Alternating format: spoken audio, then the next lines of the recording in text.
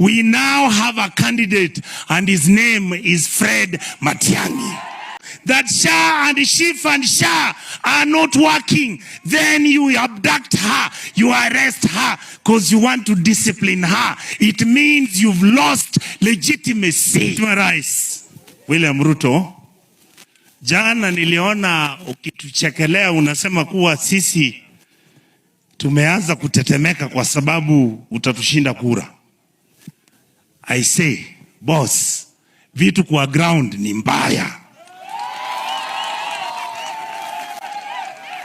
Boss, Mr. President, let me tell you and give you simple advice.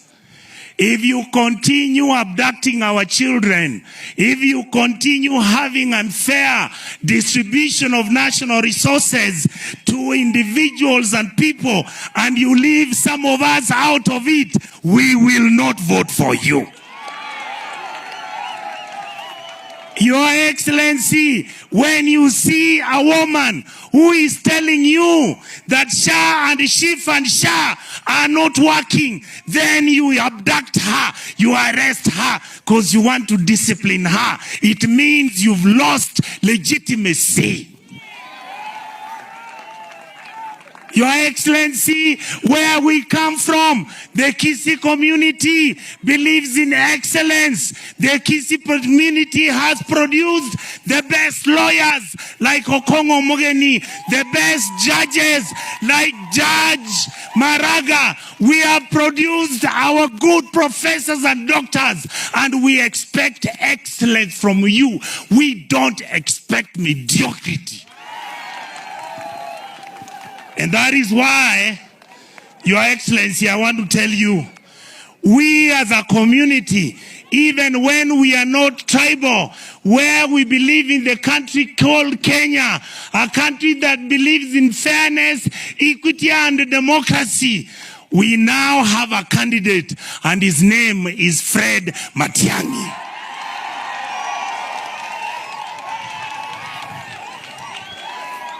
Sasa Mheshimiwa Rais, sasa wewe jipange. Ujipange na sisi tutakupanga. Usema no. The political trends and economic trends for our country, they would have noticed that we are on the 20-year cycle again. We had reached a stage where our country is at a position where it's either going to tip and go down the lake, or it is going to tip and picks up. And how I would wish that we would tip going up. And I've been watching, and like every Kenyan is watching. Yeah. I mean, you're talking about people in the diaspora, you're talking about other governments. This whole exercise has actually brought in another dimension. It's now becoming Pan-African. It's now becoming, oh, you mean Kenyan youth can do this? It's now beginning to make very many people begin to look at technology. What is the relevance of technology in terms of our lives today?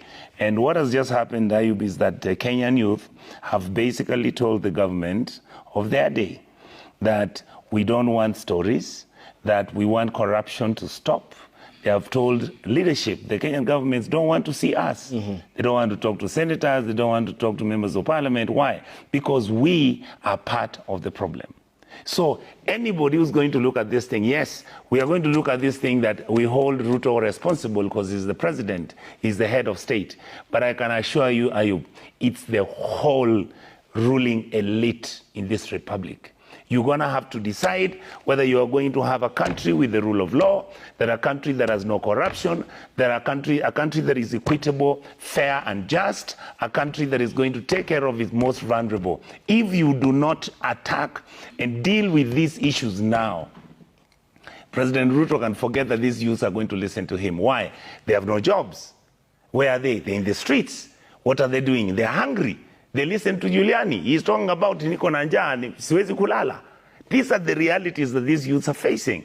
And then what are we doing? We as the ruling class who are advantaged have now moved in. What are we doing? We are behaving as if we are cowboys. We are driving in the most expensive cars in the world. We are living in houses which are unbelievable. We are posting things on social TV about fundraisings and how we carry money in gunny bags to fundraisings. The youths have just told us, they are our mirror. They have told us, look at our churches. What have the priests become? What are the members of the mosques become? What have we become as Pentecostal churches? When we are preaching about how to become rich, that God wants you to become rich, and in fact you can do anything to become rich, and you need to pray. And yet this culture where we are actually telling people they can actually, yes, become rich, but if you have an opportunity to steal resources from the state, then it is God who has rewarded you. This belief that we have, that when somebody is walking on the streets and you look at them and they look like they're running mad, you think it is because they're running mad. No, it's because you have made them have become mad. Okay. So that is where these youths are. And unless President William Ruto gets the hand of God on him, we are in a mess.